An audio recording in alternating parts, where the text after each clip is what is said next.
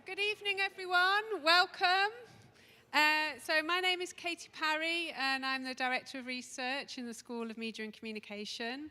I'm delighted to welcome Professor Shani Orgad to deliver this year's annual J. Blumler Lecture, organised by the School of Media and Communication. This honours Professor J. Blumler's role in establishing media research here in the UK, and more specifically at the University of Leeds. So the school continues to celebrate Jay's life and legacy, inviting scholars whose work addresses essential questions about the role of media in public discourse and democratic life. Shani Orgad is Professor of Media and Communications at the London School of Economics and Political Science. Professor Orgad's contributions to our field are wide-ranging and incredibly valuable across various disciplines, for anthropology, political science, sociology, as well as for media scholars.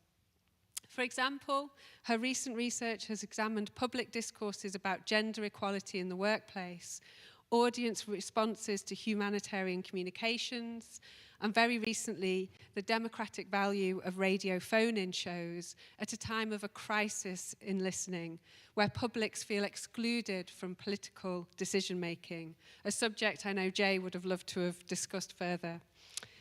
In her recent book with Professor Ros Gill, titled The Confidence Culture, Professor Orgad examines how the focus on self-care and self-confidence, which is sold to us as empowering, in fact places the blame for social ills on women, who are encouraged to work on themselves through apps and social media platforms, rather than addressing the root causes of structural inequality and poor living standards. But I think there's a question at the heart of Professor Orgad's research, which is concerned with how our encounters with strangers are part of our modern life, and how cultural representations in the media are central to how we understand both ourselves and others through such mediated encounters. In her book that I know best, Media Representation and Global Imagination, Professor Orgad showed how imaginings of the self and the distant other are interlinked through the cultivation of a global imagination, where, and I quote, "not knowing and not fully understanding are an inevitable feature of life today." So how do we learn to embrace this inevitability of not fully knowing? How can media become more open to fostering ambivalence and complexity? This is a theme that Professor Orgad develops today in her Blumler lecture, titled In Search for Ambivalence in Contemporary Media Culture. So please warmly welcome Professor Shani Orgad.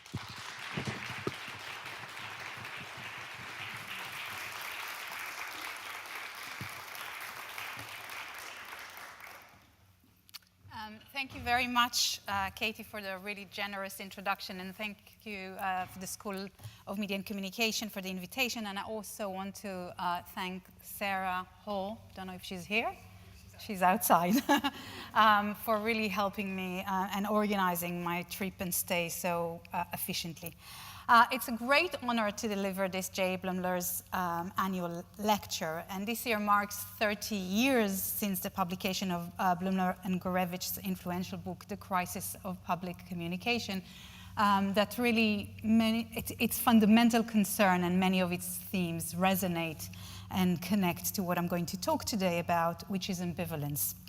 And Blumler was deeply committed to robust deliberation and to engaging with other perspectives, not necessarily that his own, and to scholarship that defies polarities. All these are aspects which, as I will show, are closely linked to ambivalence. So ambivalence is a state and a disposition that has a bad name, isn't it? Who wants to be ambivalent? And it's been accorded negative valence. But I want to propose to you today that some of the opportunities that can be derived from looking for ambivalence and cultivating and claiming ambivalence, not just as a possibility, but actually as a necessary condition and a critical sensibility for our current times, times that are fraught with uncertainty and yet so often are described with great convictions and with absolute certainty. And as Katie mentioned, the question of how media and media culture and public discourse can foster ambivalence has been in order and in the way that we think and feel about ourselves and about the world has been a central question to my research for now 20 years or so.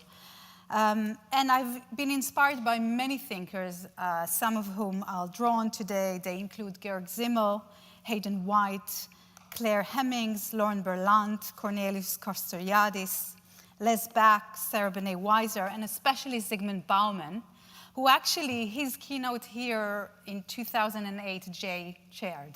So I found like it's a really nice link. But more recently, my thinking about ambivalence has been significantly shaped by a more personal experience.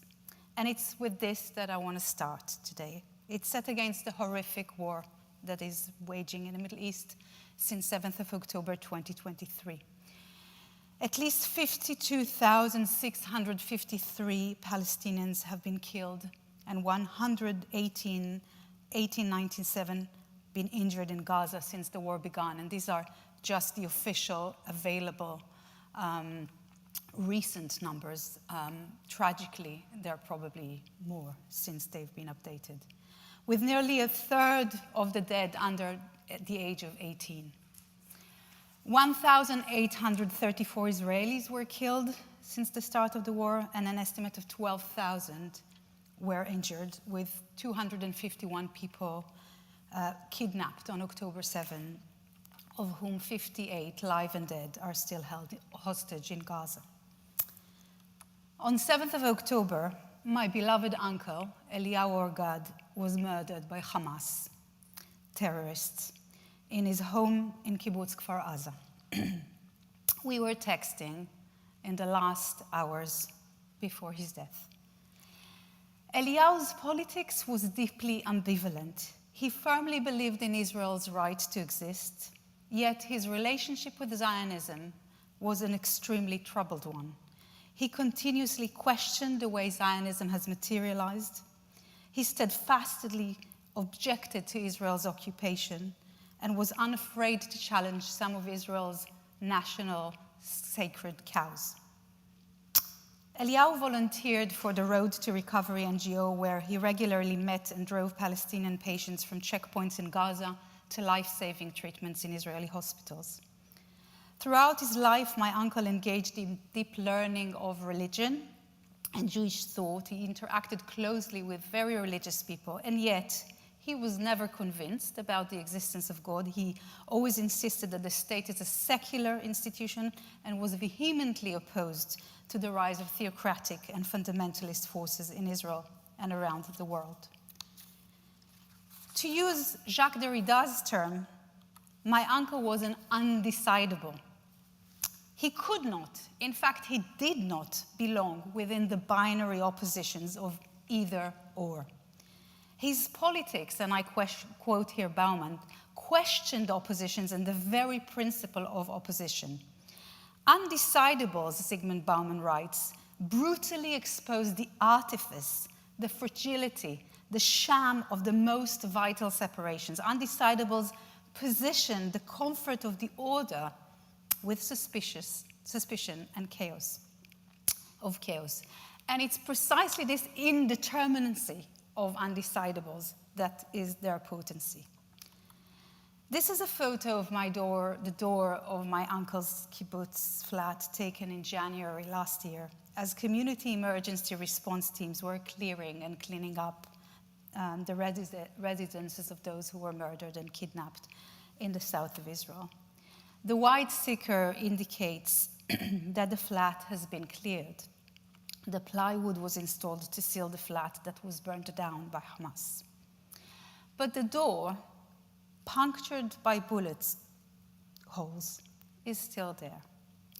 I want to use the notion of the undecidable this evening to open a door, to push open our thinking about the capacity of today's media, culture, as well as our own capacity as students, as scholars, as teachers, as researchers, for cultivating undecidability. I want to use the notion of the undecidable to inspire us to think about the ways that we might be able to admit more ambivalent politics and more ambivalent thinking, which is to say thinking that defies, resists, questions, and messes up oppositions. Ambivalent politics that refuses the either-or and the danger comfort that accompanies it, and invites, not always, not all the time, but invites some acceptance of uncertainty, of contingency and contradiction. At the same time, I want to be very, very, very clear. Arguing that we should welcome ambivalence is not to be confused with advocating moral ambiguity. My view, and I side here with Bauman, is that we should always, but always side with those who are suffering, no matter whether their suffering is spectacular or invisible, publicly recognized or denied or silenced. So what might it mean, and what would it take to allow more ambivalence in today's media culture, as well as in our own research and our own pedagogy? This is a big question, and I won't have time to answer it fully, but I hope it will inspire some reflections and questions in the question and answers in the discussion. But I want to make a start on addressing this question by reflecting on what I call the war on ambivalence. Now, in contrast to the politics of ambivalence and undecidability, it seems that contemporary media culture and contemporary discourse are waging a war on ambivalence. Les Back, the wonderful sociologist, writes that we live in a world that suffers from certainty, not from doubt. He writes, a world where false certainties compensate for the well of worldly anxieties and worries. And across domains of social life, quite distinct and very discrete, seemingly, genres, media, domains, there's a relentless emphasis on the production of order, of certainty, of control. And relatedly, there's an investment, a committed investment in the construction of binary oppositions, and an imperative for all of us to identify with and decidedly belong to rigid categories, either or. So let me give you a few brief examples. The cultural industries, advertising, film, books, music, daily call us to take control of our bodies, of our psyches, of our lives, to own our day, to control our destiny. Self-help and wellness cultures like life coaches, influencers, media personalities exhort us to tidy up not just our domestic spaces, but also our own emotional lives, our careers, our finances, our relationships. And these neoliberal mantras and the insistence on the production of order and control are inseparable from the strong convictions and certainty and crude dichotomies that dominate contemporary discourse, and especially political discourse, be it about migration, war, social media ban, or gender identity. Political discourse is indeed largely characterized by a politics of either or, assured, rigid, divisive, often predicated and mobilizes these binary oppositions of us versus them, freedom versus oppression, good versus evil, threat versus safety, broken, fixed, and most recently, an island of strangers versus a nation that walks forward together, in the Prime Minister's recent immigration speech. And so, for example, in the current discourse about the Israel-Gaza war, it is rare to find expressions that support the Palestinian people in their quests for a life free of occupation and subjugation, condemn and protest against the killing by Israel of now more than 52,000 Palestinians, and suffering, immense suffering of innocent Palestinian civilians, and also condemn Hamas's act of violence against innocent civilians in Israel and in Gaza, and demand the release of the hostages. Holding these two positions, which might seem quite straightforward, has proven largely impossible. And consequently,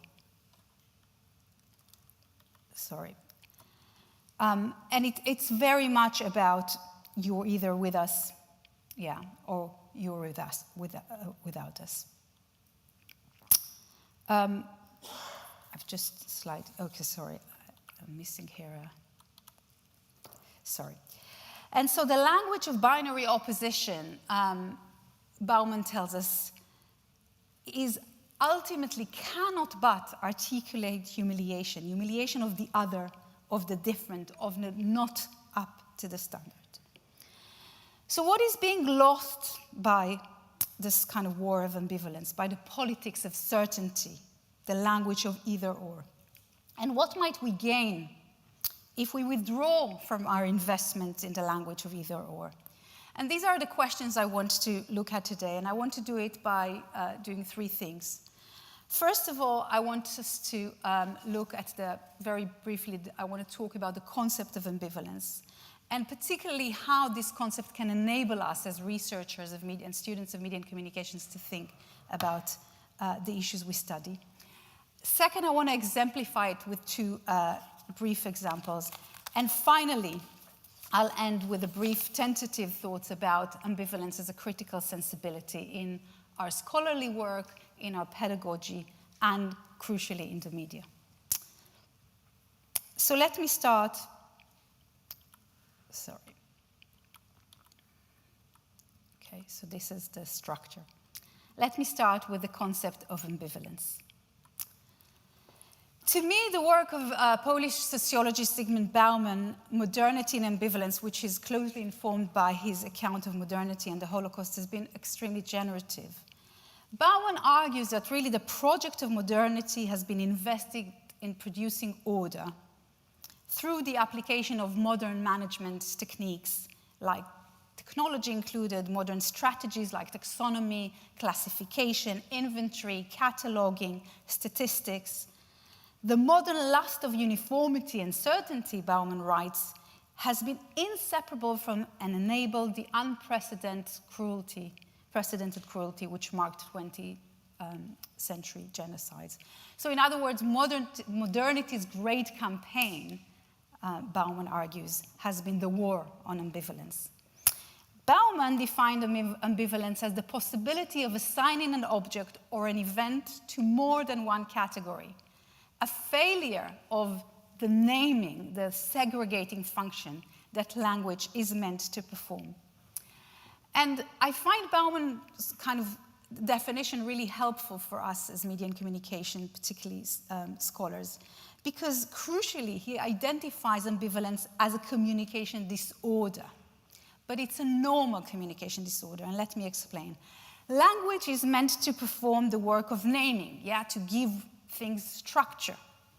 Through classifying, through separating, through segregating. Language, he writes, strives to sustain order and deny and suppress randomness or contingency. Ambivalence, therefore, is a failure because it fails this fundamental function of language. But Bauman reminds us that rather than being a pathology of language, ambivalence is actually a normal condition, indeed an inevitable condition, a permanent companion of language. And this is, to me, a crucial and really reassuring reminder that ambivalence is normal and unavoidable. And Bauman describes the naming and classifying function of language as striving to create these huge filing cabinets. These don't exist anymore, do they? But it's a metaphor from an analog age. But still, this kind of idea that we could create this huge filing cabinet that contain all the items that the world contains and classifies them in separate places. And he writes, any doubts will be resolved by cross-referencing. And in many ways, really, the imaginaries of big data and AI today promise to do precisely that.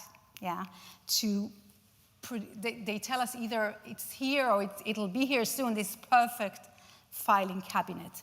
Yet Bauman, writing almost 35 years ago, reminds us that such a cabinet is not viable. Ambivalence, that is the failure to assign and classify all the items perfectly in separate and clear catalogs, is inevitable, this failure. In fact, the very attempt to continuously file and continuously construct this cabinet is deemed to create more ambivalence. But because we're so invested in maintaining the orderliness of the world through language and communication, because we strive to impose this order and completeness, we experience ambivalence as a disorder. It creates an acute discomfort, Bauman writes, that we feel when we're not able to read situation properly and to choose between alternative actions. And yet, what the concept of ambivalence invites us to do is to sit with this discomfort. It directs us to ask what we might gain, actually, by disinvesting from our preoccupation in classifying and naming, by divesting from our attachments to the politics of certainty and to binary oppositions. Feminist scholar Claire Hemmings, my colleague at LSE, calls us to let go of our desire to resolve paradoxes and to imagine that we know how to ameliorate inequalities, that in fact, we might even not know what these categories that we talk about, gender, sexuality, race, are. The concept of ambivalence, Hemmings writes, urges us to challenge a critical certainty that there's a singular story that we can tell about how we got to where we think we are now. And it seems to me that particularly as students of media and communications, this is a really generative call. It encourages us to maintain suspicion towards the impulse of media as institutions, as platforms, as technologies, as representations, as practices, for completeness, for coherence, for certainty, for closure. And I'm aware that ambivalence has risks and limits, and I don't have time to elaborate. I'd be happy to say more at the Q&A. But I think that despite the limitations, I want to suggest that admitting more ambivalence into contemporary media culture, media discourse, and into the way we study media and into the way we think more generally, can help us in several ways.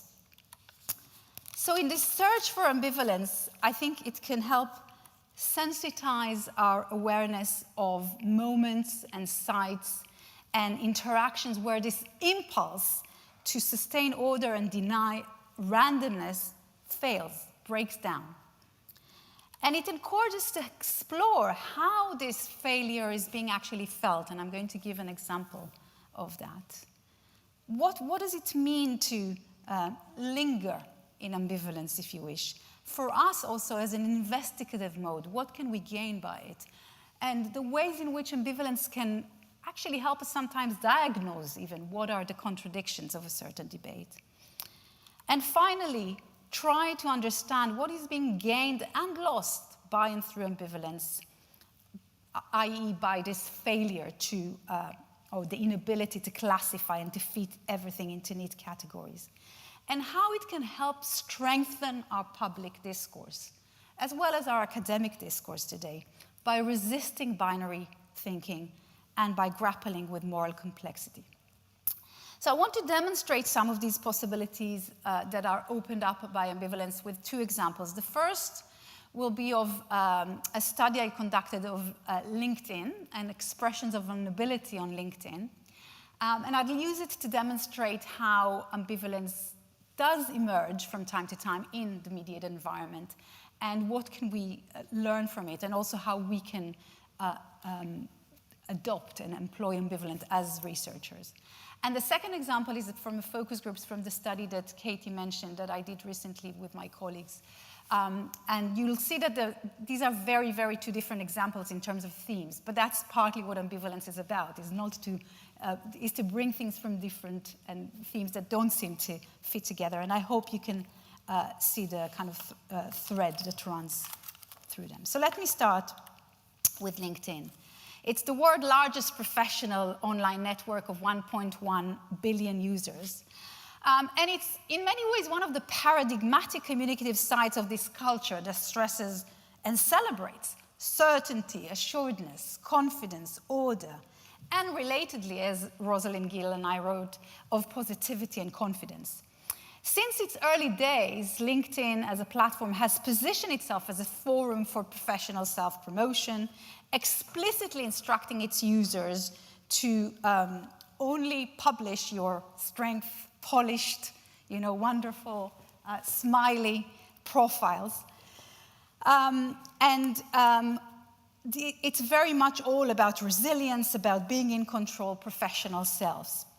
However, in contrast to the platform's directive to self-promote and kind of project this image, in recent years, LinkedIn users seem increasingly to be publishing accounts that actually highlight their vulnerabilities, their failures, their hurt, their struggles. So I analyzed 100 posts where people discuss work-related issues like overwork, burnout, depression, anxiety, racism, discrimination in the workplace, bullying, health issues, caring issues for children, for ill and vulnerable family members, loss and grief, and domestic and sexual abuse. And you can see here an example of this post, and these were all posts that were republished, so I wouldn't otherwise use them in terms of confidentiality and so on. And I don't have time to speak about the whole study. It was published in a journal, but I'd like to briefly discuss what I call snap posts and explain how these snap posts materialize as ambivalent forms on LinkedIn. Snap posts are posts where posters share their experiences of vulnerability and they expose their personal injuries that were caused by toxic overwork cultures, and they express their refusal of its pressures. And I draw here on Sarah Ahmed's wonderful notion of the snap as a breaking point that occurs when a person recognizes that she can't take it anymore and refuses to succumb to this pressure of resilience, the pressure to take more and more and more. And I think many of us would recognize it from our own professional lives. And so these snap posts that people put on LinkedIn, almost exclusively by women, I should say, center on this breakpoint where users can no longer and are no longer willing to cope with an overworked life.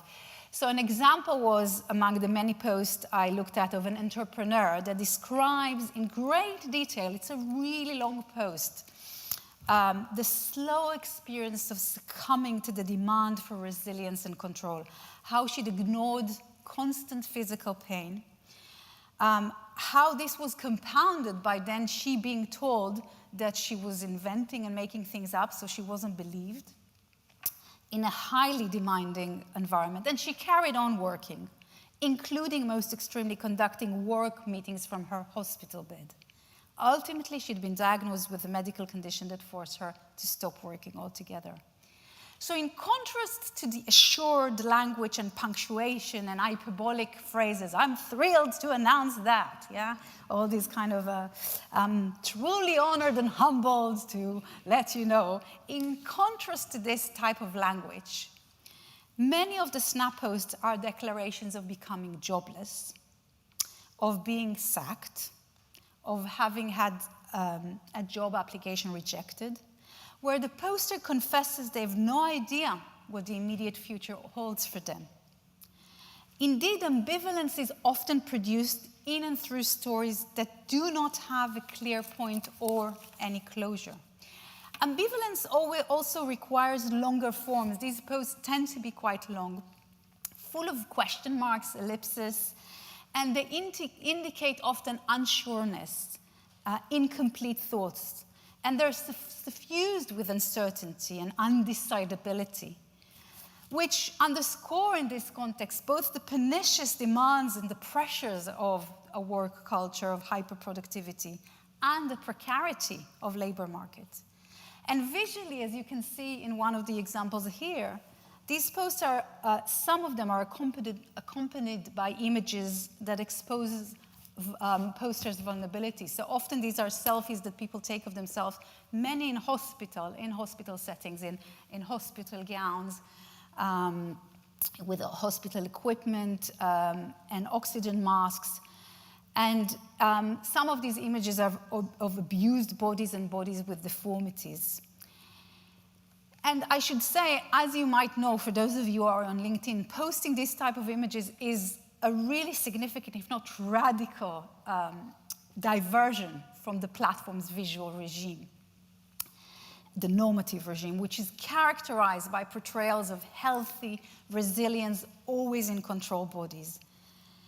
And in contrast, what Sarah Ahmed calls the fragile body, these images of the fragile bodies center pain, feebleness, uncertainty. They expose illness, injury, fragility, all these things that often workplaces try to erase.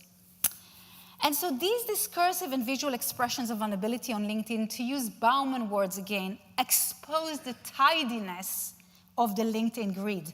They refuse their normative prohibition of vulnerability in the context of professionalism. In other words, they tell us that this binary opposition of what we think is or what we mean by the professional self and the vulnerable self is a construct, and they call us to rethink these two categories that have been disallowed to mix. And they question the LinkedIn and the broader self-promotional work culture which disallows and disavows fragility, uncertainty, and vulnerability. And so it is here that one of the purchases of ambivalence is kind of manifest. It exposes the failure of attempting to resolve binaries, and as such encourages to rethink the very binaries. I do want, however, to note my own ambivalence about this ambivalence, because while posting vulnerability on LinkedIn exposes indeed the demands of the neoliberal work culture and the digital platform's imperative to engage incessantly in self-promotion, the posting of vulnerability is simultaneously strategic. Yeah, it's in many ways itself an iteration of self-branding, and indeed, many of the people who have posted this admit that it's really helped them with traffic. They got job offers following this. Some of them, at least, they got attention. And LinkedIn algorithm itself rewards such posts by promoting the most liked, shared, and commented on. Indeed, in one of the recent LinkedIn news recommendations, they use this example to tell you how to optimize engagement through posting. And they say, don't be too sad and, expose your wounds. So there's a specific guideline on how to be vulnerable on LinkedIn in order to optimize your posts and the engagement. So the process of studying this side informed my own ambivalence about these expressions of vulnerability on LinkedIn. They disturb self-promotion culture and the capitalist attention economy at the same time as they are themselves a digital variant of this order. I now want to move to the second example, which I use to show how ambivalence can furnish us with a location from which we might be able to think and feel in our own research as well as in the classroom. And my example is taken from a focus group I conducted with my LSE colleagues Divya Srivastava and Diana Olaleye. We studied how people in London's most deprived neighborhood cope with the cost of living crisis amidst the limited welfare support that they receive from the state. So we conducted a series of focus groups in different community centers, and in one of the focus groups, the following exchange took place between two participants, and I'm going to give you quite an in-depth view of this exchange, because I think this is a really powerful, to me, manifestation of how ambivalence can emerge. It can help us think about how it can emerge in the media, but also in the classroom. So Aisha is a feisty woman of African origin in her early 30s who moved to the UK when she was primary school age. Earlier in her life, she struggled with poverty and homelessness, but now she has a relatively stable job and is caring for her mother. Mariam is a soft-spoken South Asian woman in her mid-30s. She moved to the UK over a decade ago, and she's a mother of 2 young children and is unemployed. So half an hour into our focus group conversation, Aisha delivered this passionate rant. I really dislike government support. I really dislike now the mindset in the UK where everyone thinks that the UK government has to help. I really dislike this mindset, to be honest. I think that the British system has also been taken advantage of, And a lot of people who've taken advantage of it have also caused a lot of the issues that we have now. So regardless of the benefit system and all of the systems that are in place, there are a lot of things that people can do by themselves. There are a lot of people still buying things whenever they want. They don't know how to manage their money, still buying Costa sandwich and drink at 8 a.m. and complain about the cost of living crisis. Well, of course you're going to complain about the cost of living crisis because you don't know how to manage your money, honestly speaking. And there's this very deep thinking of, well, the UK government has to help me. Why can't I get council housing? Why can't I get this from the UK government? When they know that the benefit system is giving them something, they want all of it. They want to take advantage of it. I think that is huge issues in this country. Now, at this point, Mariam joined in to share her experience. She talked about her demanding caring responsibilities, looking after 2 young children, having recently left an abusive relationship after 14 years. She tells how she's been looking for paid work, but her professional qualifications are not recognized in the UK. And although she's been attending courses and training, she's still not qualified in the UK. With incredible candidness, she shares with the group her struggles with depression. And she says, I just eat once a day because I don't feel hungry. For years, I haven't been hungry. My body is used to stress and abuse. And Mariam then goes on to speak about her financial struggles, how she can't afford electricity and gas and food. You cannot avoid stress and depression only if you get work, but we cannot get work opportunities here, she says quietly. And it's the last comment of we can't get work opportunities that seems to trigger Aisha. And she turns to Mariam, and they sit in the focus groups next to each other. And she turns to Mariam, and she says, and she kind of points at her with the finger, one thing about work opportunities, you cannot say that there's no work in London. Honestly speaking, you can walk 5 meters and find a job. You just ask, can I work here? Okay, maybe it'll be cash in hand job, okay. But I feel that when someone says there are no jobs in London, it just mind boggles me. If there's no jobs in London, there's no jobs in this Europe. Maybe not a job that you want, but there is job. Maybe just lower class job. Me, I might have office job working from home, but I'm also willing to work with old people and cleaning them. I'm also willing to do jobs that other people do not consider good jobs. From all countries in the world, we have a system in the UK that has minimum wage laws. And she addresses here at this point Mariam really, really closely, and she tells her, where are you going to find that, huh? Where are you going to find another country where you get these options? Now, throughout, Mariam sits quietly and listens. She barely moves. She may feel hurt by Aisha's words, but she looks at her and listens. And when Aisha finishes making her point, Mariam responds in a quiet, gentle voice. I disagree with you. You said you can find a job. I go to local shops, even my post office. I asked them for work, but they didn't offer me. They said, no, I'm not from their culture. I was not in a position to think I wanted to leave this abusive relationship or I want to go for divorce. I couldn't make courage to take a step because of pressure from my family and relatives. And if he, my husband, says you can't work, you can't work. You'll have to stay home, even if he don't provide you anything. The system is trying to help you getting into work with free courses, apprenticeships. If the system didn't give me universal credit, I might have died, to be honest. And while listening to Mariam, Aisha touches her face and she keeps kind of shifting and moving in her seat, her body language conveying slight embarrassment and discomfort.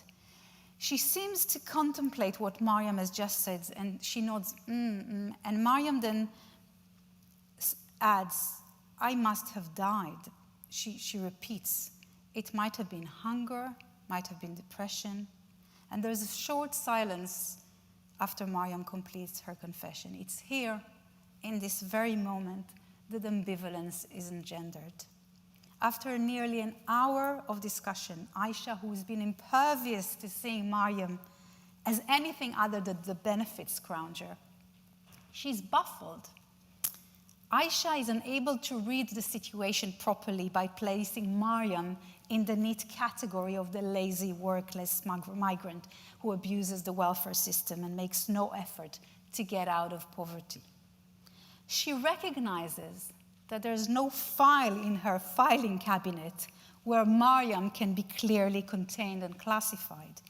Indeed, Mariam constitutes Georg Simmel's stranger, who defies and calls the bluff of binary oppositions.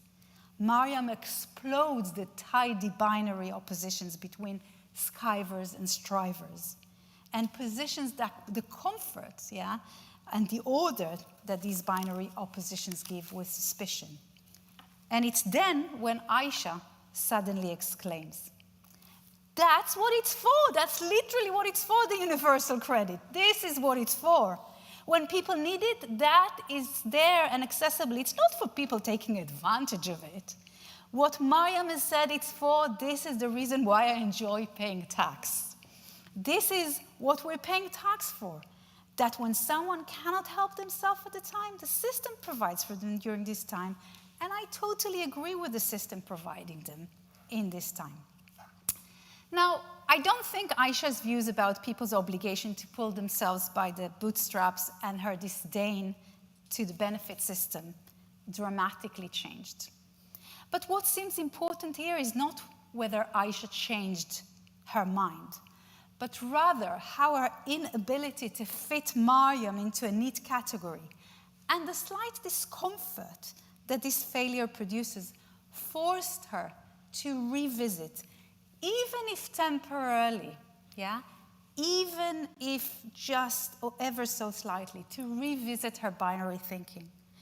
And crucially, and this is going back to Bauman's point about humiliation, instead of humiliating Mariam,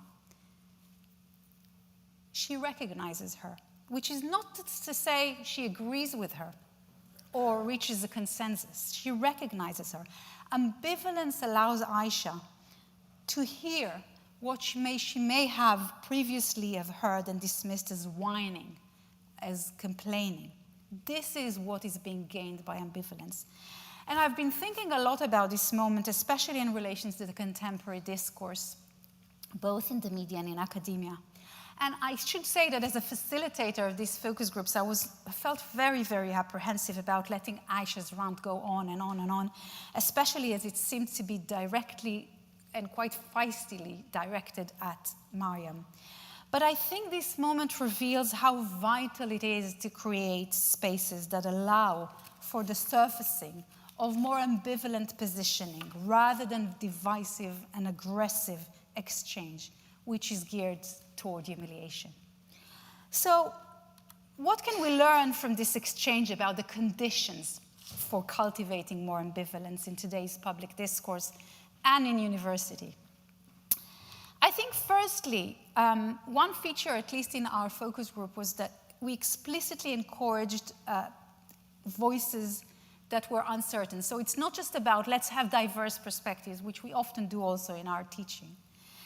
It's specifically to encourage people to express incomplete, uncertain, tentative, not fully formed ideas and voices.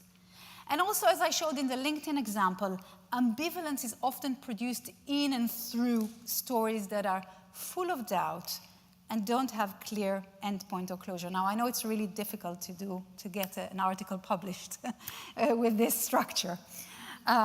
So I'm not recognizing that it's...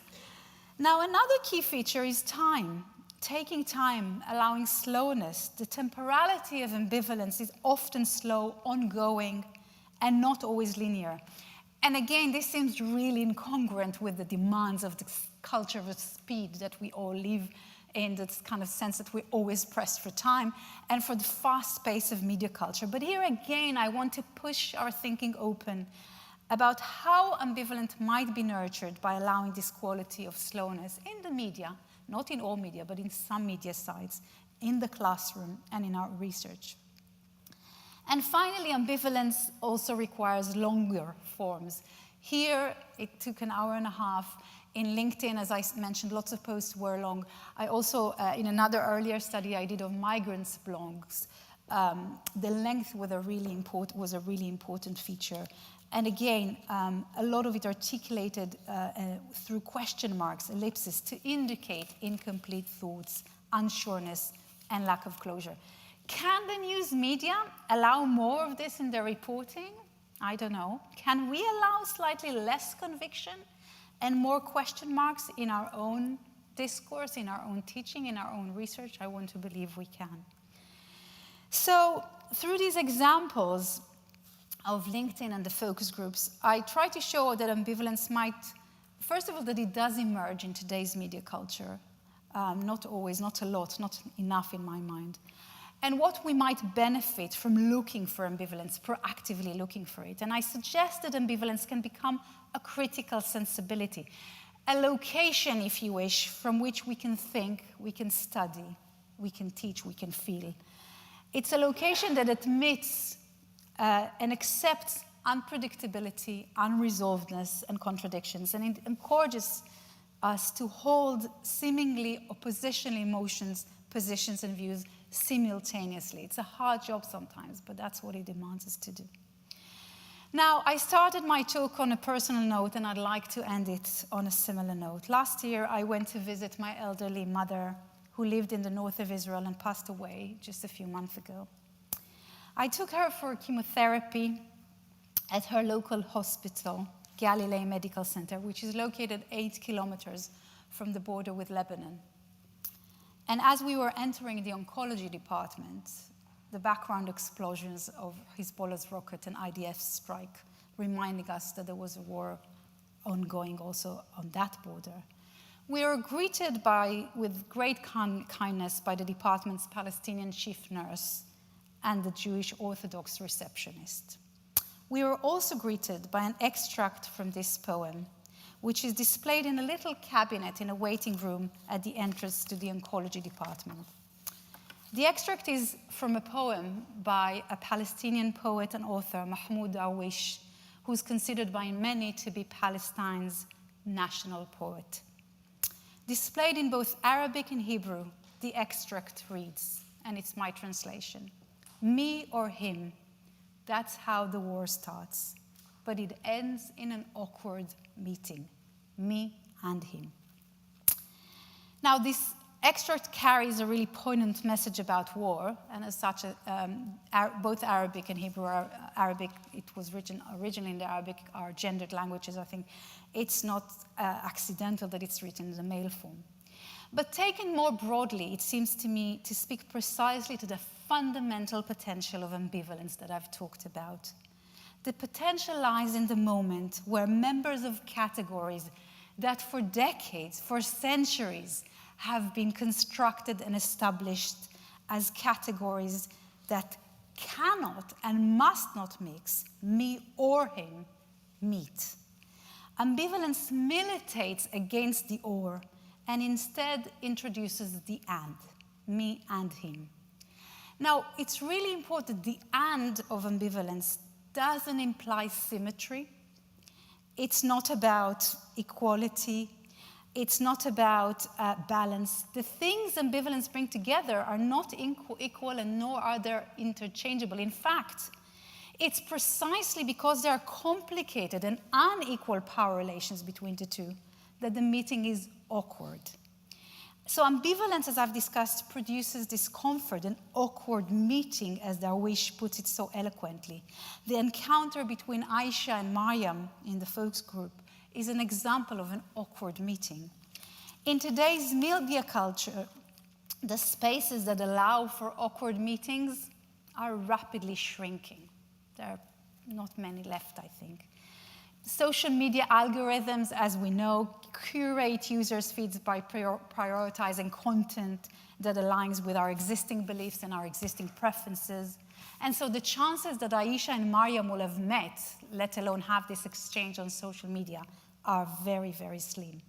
The commercial logic of platforms promote and reward strong convictions and crude binaries, for, against, good, evil, subjection, liberation, me or him.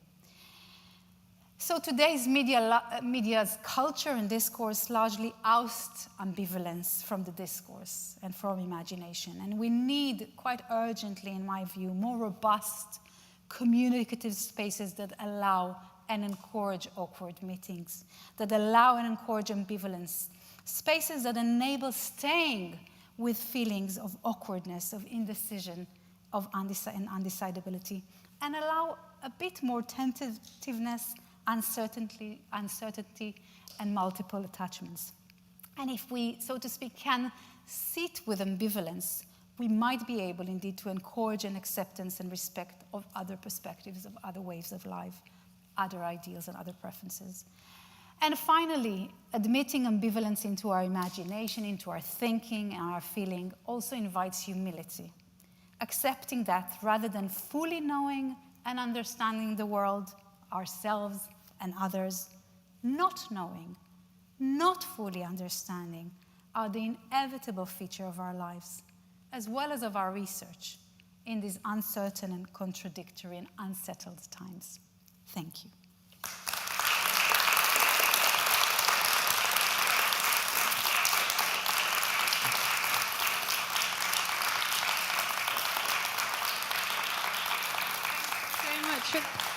Is that on? Yeah. Thank you so much for that, Shani. I hope you've got some questions brewing. I think that was absolutely fantastic lecture. Thank you. It does exactly what we want for a public lecture of this nature, to embrace a concept and work through it with some incredibly interesting examples and diverse examples, and thinking about methodology as well. If anyone has got a question, let me know. Otherwise, yes, Anamik.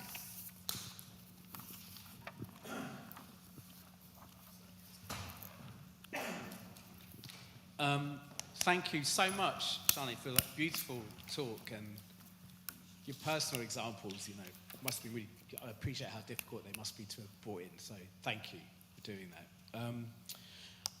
If I make to lighten the tone slightly, I might just run with that joke. What's the ambivalence of ambivalence, right? So, I'm really into this idea of ambivalence as a critical sensibility, but there is another side to it as well, where it can produce hopelessness or indecisiveness. Mm-hmm. I wonder if sometimes it's being ambivalent. I haven't thought this through, Shani, so forgive me, but sure. Is it like, can it be read as a position of privilege? Who can afford to be ambivalent? And also, just as a kind of slight alternative reading of that focus group, which again, really fascinating exchange, but is that not just about understanding and dialogue? I mean, I'm also a massive fan of Les Back and The Art of Listening. He talks about how we need to cut with too much talk and leading to certainty. And actually, it's more about a cultivation of a kind of a critical, empathetic ear that is actually the solution out of the crisis that we're in. So, yes, those are. Thank you, Anamik. It's really, do you want me to take one? Or okay. So first, I think you're absolutely right, and that's where I mentioned I didn't talk about the risk and the limitations, and certainly I think a crucial question is to say who is allowed and can afford to be ambivalent, and the price of being ambivalent for some. There's a wonderful essay that was published last year in Science by a group of feminist scholars, Emily Kochia and others, which is talking about ambivalence as a feminist project, and they raised this fundamental question, particularly in relation to communities facing the violent impact of racism and colonialism. Can they afford being ambivalent? And I think they pretty much answer or think that in most cases no, or far less so. And in the LinkedIn example, you could see still within the expressions of ambivalence who allows themselves to expose themselves. Some it could cost them their livelihood, can't it? So I'm absolutely with you that it is. I think part of me thinks that that the media can afford doing it more. So has the media in their variety have the privilege of and obligation, in my view, to do more. And I think also us as teachers in the classroom, as colleagues, as students, we do have this privilege. But I completely take your point. And certainly ambivalence is very closely related to, and Les Back has been hugely influential on my thinking, to this kind of empathetic ear. Sarah Ahmed also writes, she writes about a feminist ear. So it's interesting how the ear is kind of a very central metaphor in this. I think, to me, though, it's the reason I think about it as ambivalence is that listening facilitates perhaps ambivalence, but listening in and of itself, in my view, is perhaps not going far enough or not sufficient. Is that how do we cultivate a specific type of listening that really, I do think, pushes us, like what happened to Aisha, even temporarily, to revisit. So she didn't just listen and then and it wasn't about empathetic that she went and gave her a hug afterwards. It was a sense of, wait a minute, something doesn't quite fit here into my categories, particularly because Aisha herself was the rest of the focus group. She takes huge pride in pulling herself in the bootstrap because she was herself homeless and extremely poor and a migrant. And so she has very much bought into these binary oppositions, yeah. She probably had loved Starmer's speech.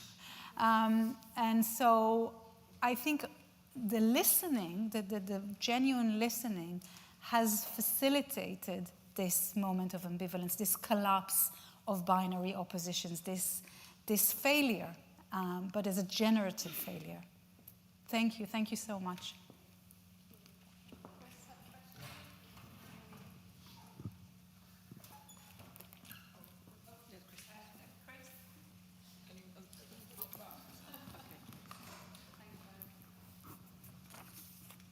Thank you.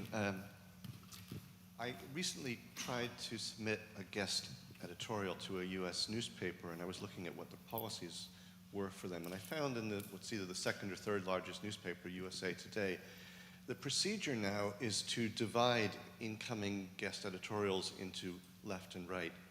So they sit separately from each other, and readers don't have to engage. Readers don't have to be ambivalent, I guess, would be another way of looking at that. So that's all by way of asking you, is part of the issue that media professionals don't see ambivalence as, well, profitable or a good practice? Mm-hmm. And how do we engage with that problem? Yeah, that's quite, I wouldn't say shocking, but it's really disturbing what you're describing. And I think, media professionals vary, but I think it's more about the logic and the political economy that drives media institutions today, digital in particular, in prohibiting ambivalence and amplifying these kind of filter bubbles or binary, oppositions. So, to me, in conversations with media professionals, I'm kind of trying to, I think sometimes at the level of many journalists or even editors, there's, or at least in some outlets, there is a genuine desire for this, but then it's often when it comes to publishing. Even in terms of headlines, it's really interesting. I'm sure everyone who's published something in the press might have had this experience, but lots of people said, I wrote a really complex piece, and then the headline does this, the editor has put it in the box, in the filing cabinet, because complexity doesn't sell, to put it very bluntly. Thanks, really fascinating talk. I'm kind of interested in the location of ambivalence. So during the talk, it comes across to me perhaps as a state that emerges from interactions. And then, Chris, you just talked about it as something that is structured almost through the situating of information. But then with Onomic's question, it really made me think about the capacity for ambivalence, and the focus group brings that out as well, as an individual capacity, perhaps as a capacity of an industry like the media. And I wonder, how it seems to move between those different locations. And I wonder how you make sense of those different dimensions of it in the way that you're thinking about it. Yeah, that's a really, really good question, Lee, and I'll have to think about it more. I think you're right. Sometimes it is in a part of a communicative space. Sometimes people hold on this. That's why I started from my own uncle, that I think was an ambivalent, undecidable person. You know, an example, a person I think is doing a really, really brave job is Ahmed Fouad al-Khatib, who's a Palestinian blogger, influencer, whatever. I don't think he would call himself as such, but who lost 31 people from his family in Gaza since the start of the war. He grew up in Gaza. He lost actually his hearing in one ear when he was a teenager from an Israeli strike. And he holds on to this ambivalence despite, you know, on Twitter, on LinkedIn, on Instagram, he's established his own kind of organization that it's called Realign for Palestine. He gives talks. He gets a lot of abuse because he calls himself pro-Palestinian, but he doesn't fit into the pro-Palestinian category, so he gets a lot of abuse. He writes about this abuse, so I'm not, you know.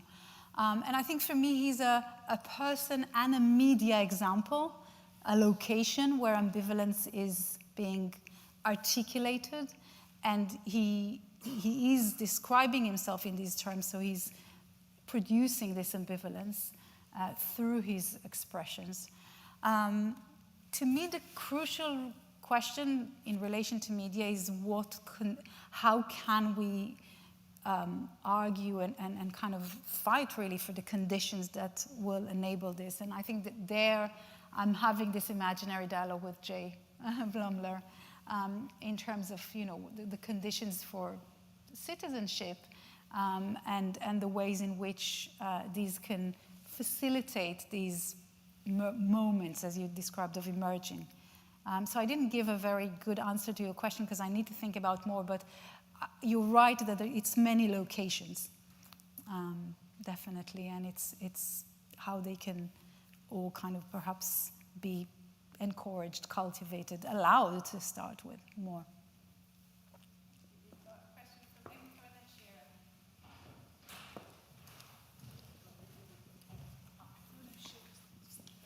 Thank you so much again for a really absolutely fascinating talk and for sharing your personal stories as well.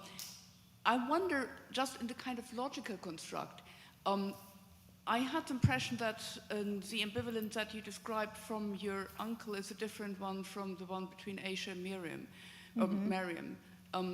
The ambivalence between Aisha and Miriam seems to be close to a dialectical process, and on LinkedIn similarly, that you have two contradictions that then can actually be combined in a what's the word, you know? Whereas the ambivalence that you described from your uncle is more like an aporia or aporia, where you really have two positions that are both have equal balance, but therefore it cannot be dissolved in a combination. So I would be interested. Yeah, I think you're right. They're different. I think I can speak more personally because I've known my uncle. I think it's the many interactions he has had of the kind that Aisha and Mariam had. For instance, with ultra-religious people in Israel, with Palestinians whom he worked with in his kibbutz and whom he was driving, that enabled and cultivated his undecidability. So in some ways, to me, the connection is that we might want and need more awkward meetings like Aisha and Mariam's for us to be more undecidable in a generative way. But I think analytically, you're right. They are, to me, though, not distinct because they speak. And again, I rely quite heavily, as I showed on Bauman, and Bauman speaks both about ambivalence in the sense of this kind of explosion of the tidiness of the grid and the collapse of binary opposition and the questioning of the very binary oppositions, as well as the Aisha and Mariam kind of more dialectic, if you wish, and the me and him, or me and her, in Aisha and Mariam's case. Thank you.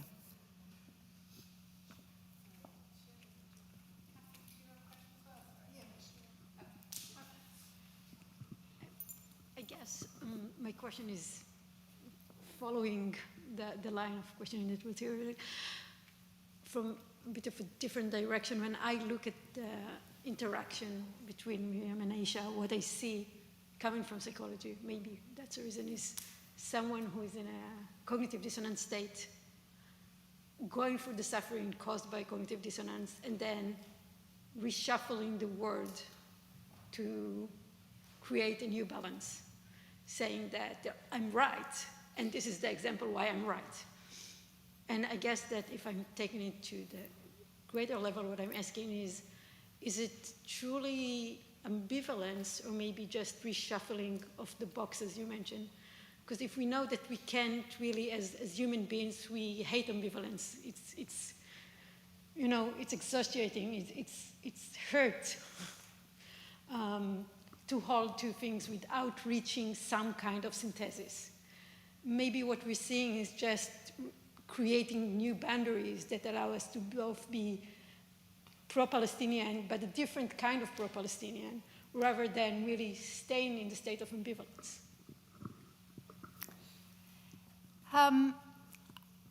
You know, I suspect this is where location comes in. I, you know, also as a sociologist, also in terms of my training, I take what my interviews say as truthful. So I don't have this sense that she reshuffles this to make an appearance or to, and you know, I don't want to pass a judgment of whether it's genuine or not genuine or authentic, or whether it's a, partly because disciplinary, you know, it's not from, I'm not interested, or, and I don't have necessarily the tools that would ask the question about whether, and I think again, with Bauman, with Les Back, with Cornelius Castoriadis, with Claire Hemmings, I think with many others, I personally don't necessarily think that there's something innate in us that hates ambivalence. Bauman, to me, his two profound works on the Holocaust and then ambivalence, that really is a compelling and convincing account that it's a project of modernity. And as such is a construct in and of itself. And the war of ambivalence is a war that's being waged, but it's not something that is innate to us. So I suppose we're coming from different perspectives, and you know, I think I can see how Aisha's response can be read as such. I should say that at the end of the focus groups, they exchanged phone numbers, which, you know, unprompted, we wrapped up our stuff and they exchanged phone numbers, which for me was quite, you know, telling that perhaps, yeah, something has been generated there, even if it's just empathy, but that it was allowed to be engendered. And that it wasn't a facade that she's just put on Aisha. But again, I feel like, I suppose it's just a different way of approaching it. But where I perhaps would differ from you is that, again, I think I don't know that we hate ambivalence innately. Thank you so much for the talk. It was really, really stimulating. I want to maybe pick up on that, not hating ambivalence, and also on the comment and question around where ambivalence is located. When you were talking about Zygmunt Bauman and language as a sort of categorizing force, my mind immediately went to all the ways in which language is not a categorizing force, so the ways in which language is about disrupting or playing with or upsetting categories. So you think of puns, or almost all comedy is about playing with the fact that language is rubbish at categorizing, and that's what it does. And then horror does exactly the same thing, and there's quite a lot of work on both comedy and genre, and horror as genres of ambivalence, of category error, of exposing these moments and then making you sit in that ambivalence, whether it feels scary and the joy or not you might get from that. I can't watch horror.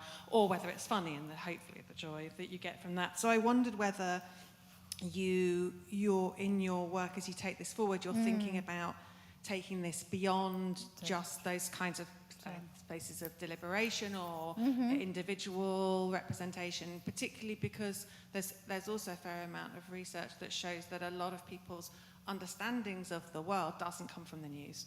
Yeah. It actually comes from all sorts of other kinds of media that they engage with. Yeah.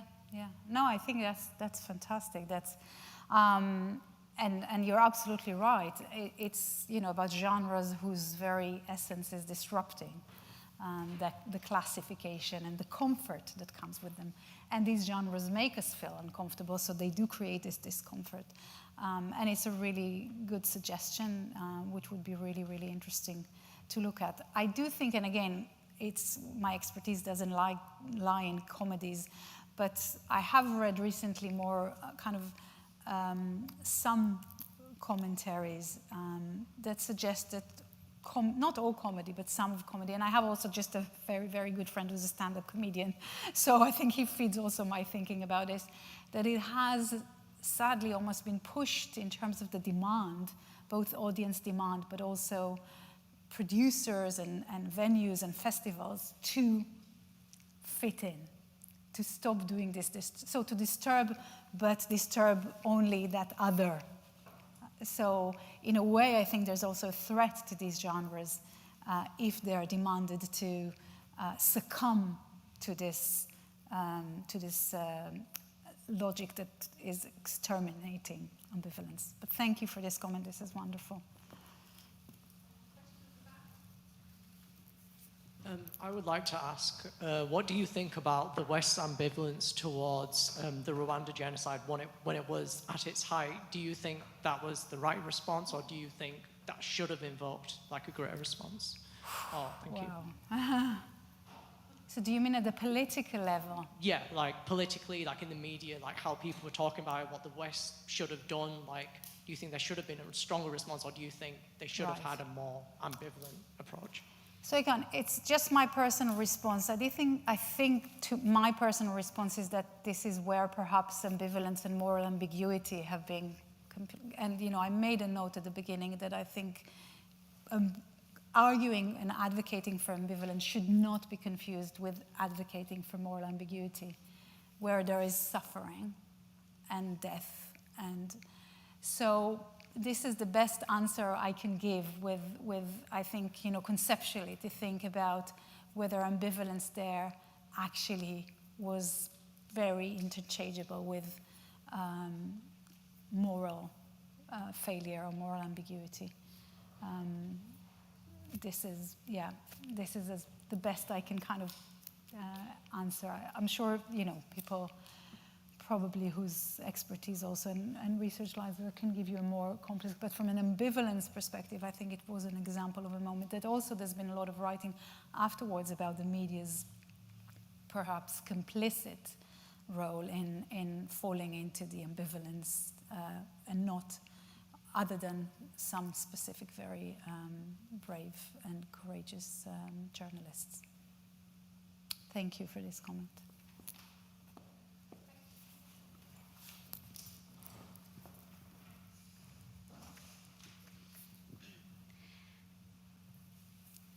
Yeah, I have a clarifying question, I think, about the nature of ambivalence.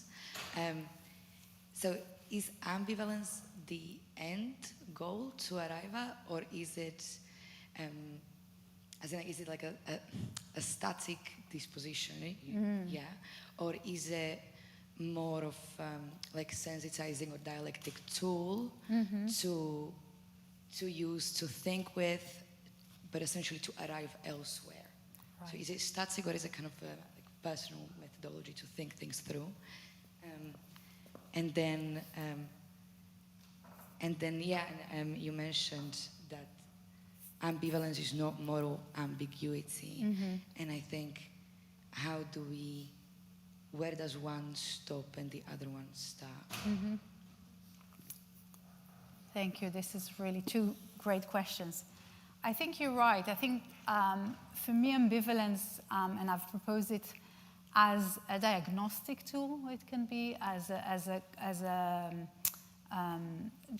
generative critical tool, methodological tool, perhaps partly. But also, I think, as something that is not necessarily in it geared to a purpose or to a solution. And again, Bauman writes really beautifully about this kind of pretense that we know the solutions to the problem. Yeah, we name the problem and we know the solution. Whereas he writes, the best we can do is stick with the very principles of solidarity with suffering, of fairness. He says it much better than me. So I don't think, and obviously we can't also live in a state of ambivalence all the time. So I wanted to emphasize that the point is not let's kind of linger in ambivalence forever. But I think, to me, it's a corrective tool and mode to a culture and to a state which is fundamentally ousting it from, and delegitimizing it. And on your second question, it's a really, really tough question.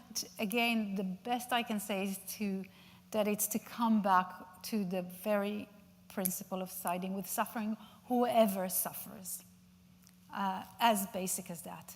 If it's spectacular, if it's invisible, if it's denied, if it's highly recognized, if it's a celebrity suffering in the same context as, this is to me where there is no ambiguity when suffering and death are at stake.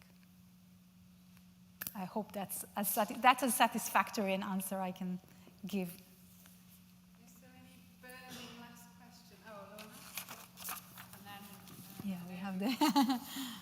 Thank you.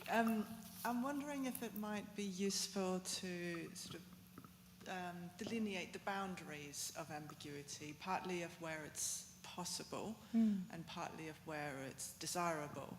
And I'm thinking about the political examples that you had at the start, where you were using Keir Starmer as a clearly undesirable example, but where there are also impossible examples where Keir Starmer standing up saying, we might want to introduce free school meals, but I'm not really sure, wouldn't clearly work. But other situations where more ambivalent position is clearly desirable in politics, in terms of, you talked about increased listening that enables ambivalence, to an extent where at some point you need a degree where you need a vision to guide things and create coherence, right? And so there are a lot of tensions when you enter different spheres of life. And I'm thinking about different types of disagreement in politics specifically, where I think you end up with ambivalence playing different functions. So you might have disagreements that are based on fact. And we increasingly see the manufacture of ambivalence against scientific consensus, for example, with climate denialism. But where even if used in a less orchestrated way, ambivalence doesn't necessarily serve a helpful function. And you have other types of disagreement that are more driven by belief, where perhaps the best you can achieve is the appreciation that someone else has a different position. And then you have more deliberative situations where ambivalence is clearly a desirable position to hold. And I'm sorry, I'm just riffing now. I actually don't really know what the question was. You've just inspired me to think, so thank you. and vice versa. Thank you. That's a really helpful comment. Thank you. I know Shani has something else to introduce. Yeah, so I just wanted to kind of close this because I learned that Jay Blumler used to end his lectures with a song.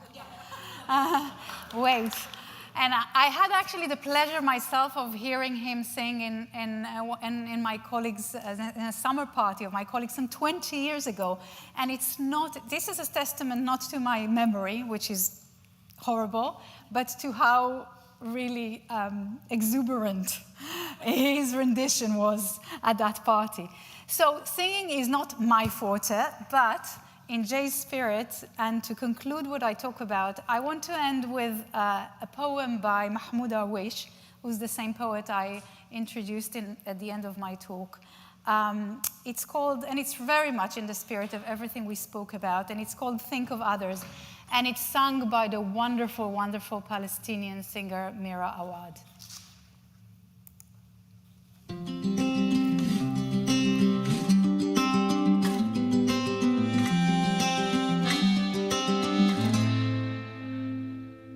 وأنت تعد فطورك فكر بغيرك لا تنس قوت الحمام وأنت تخوض حروبك فكر بغيرك من يطلبون السلام وأنت تسدد فاتورة الماء فكر بغيرك من يرضعون الغمام وأنت تعود إلى بيتك فكر بغيرك لا تنس شعب الخيام وأنت تنام وتحصي الكواكب فكر بغيرك من لم يجد حيزا للمنام وأنت تحرر نفسك بالاستعارات فكر بغيرك من فقدوا حقهم في الكلام وأنت تفكر بالآخرين البعيدين فكر بنفسك قل ليتني شمعة في الظلام ليتني شمعة في الظلام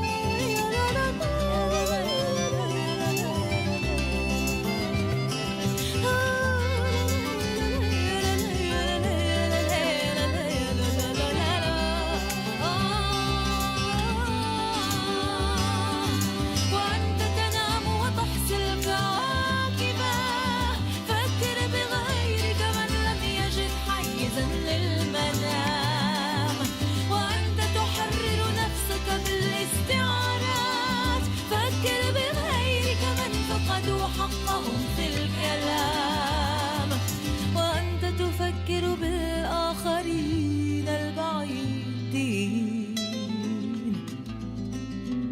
قل ليتني شمعة في الظلام ليتني شمعة في الظلام قل ليتني شمعة في الظلام ليتني شمعة في الظلام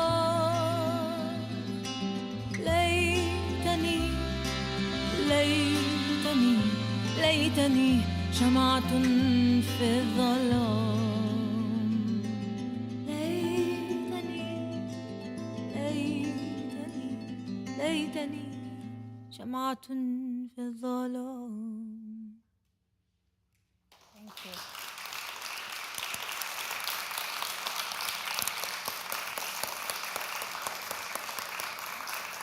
Thank you so much again. Thank you. And please join us for drinks and nibbles. Mm-hmm.